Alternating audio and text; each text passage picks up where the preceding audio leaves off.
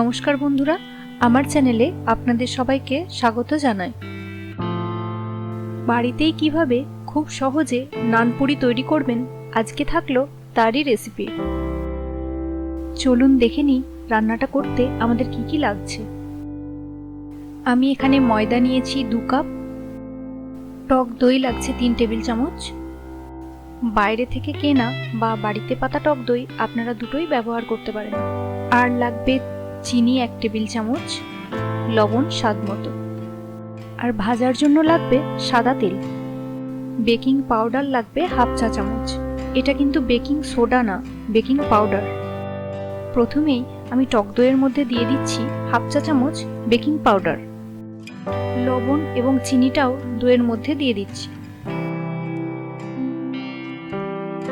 এই সব উপকরণগুলো দইয়ের সাথে ভালো করে মিশিয়ে নেব। দিয়ে 5 মিনিট এই মিশ্রণটাকে রেস্টে রেখে দেব। এবার ময়দার ডোটা আমাদের তৈরি করে নিতে হবে। এর জন্য আমি একটা বাটিতে প্রথমে 2 কাপ ময়দা নিয়ে নিচ্ছি।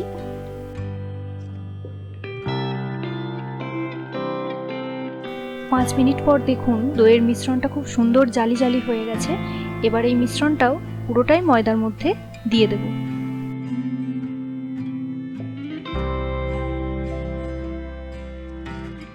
ভালো করে ময়দার সাথে এই দইয়ের মিশ্রণটা মিশিয়ে নেব।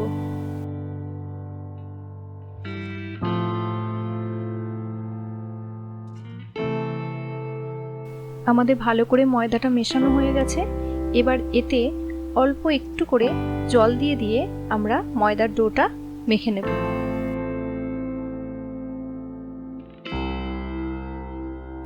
একবারে খুব বেশি জল প্রথমেই দেওয়া যাবে না, অল্প অল্প জল দিয়ে মাখতে হবে।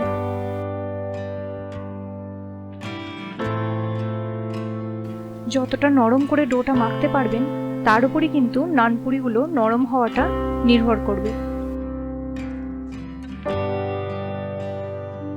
দেখুন ময়দার ডোটা আমাদের খুব সুন্দর করে মেখে নেওয়া হয়ে গেছে। এবার এটার মধ্যে 1 চা চামচ সাদা তেল দিয়ে দিলাম। তারপর আবার ময়দাটা ভালো করে একবার মেখে নিচ্ছি।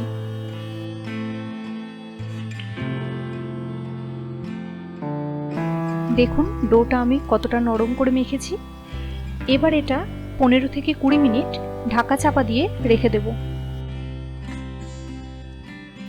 15 মিনিট পরে দেখুন ডোটা আমাদের আরো বেশি নরম হয়ে গেছে আর ময়দাটা বেশ ফুলে ফেপে উঠেছে বেকিং পাউডারের জন্য। আবারও একবার ভালো করে মেখে নিচ্ছি।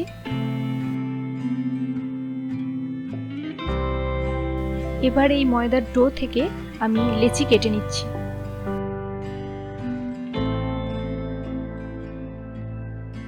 লেচিগুলো আমাদের রেডি করা হয়ে গেছে। এবার এগুলো বেলে নেব। প্রথমে একটা লেচি নিলাম, তার উপরে অল্প একটু সাদা তেল দিয়ে ভালো করে হাত দিয়ে প্রথমে একটু মাখিয়ে নিয়ে একটু প্রেস করে নিচ্ছি। এতে বেলতে সুবিধা হবে। এরপর হালকা হাতে নানগুলো বেলে নিচ্ছি। খুব বেশি চাপ দিয়ে বেলবেন না, এতে নানগুলো ফুলবে না।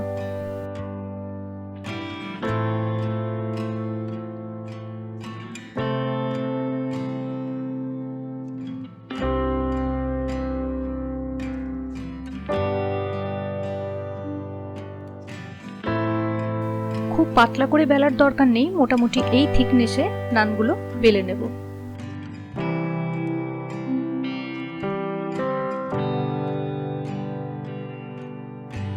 সব নানপুরিগুলোই আমরা এক এক করে বেলে নিচ্ছি।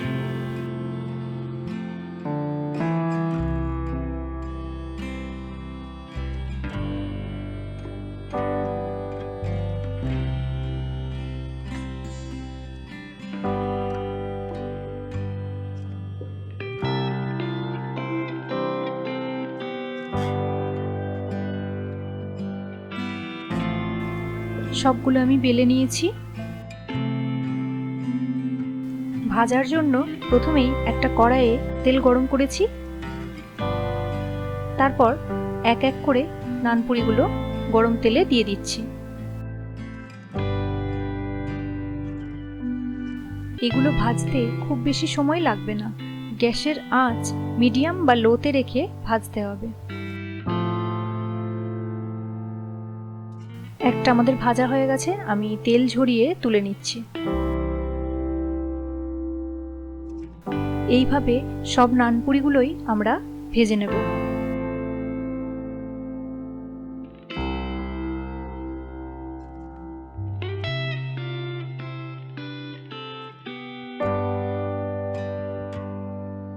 দেখুন নানপুরিগুলো কত সুন্দর ফুলছে।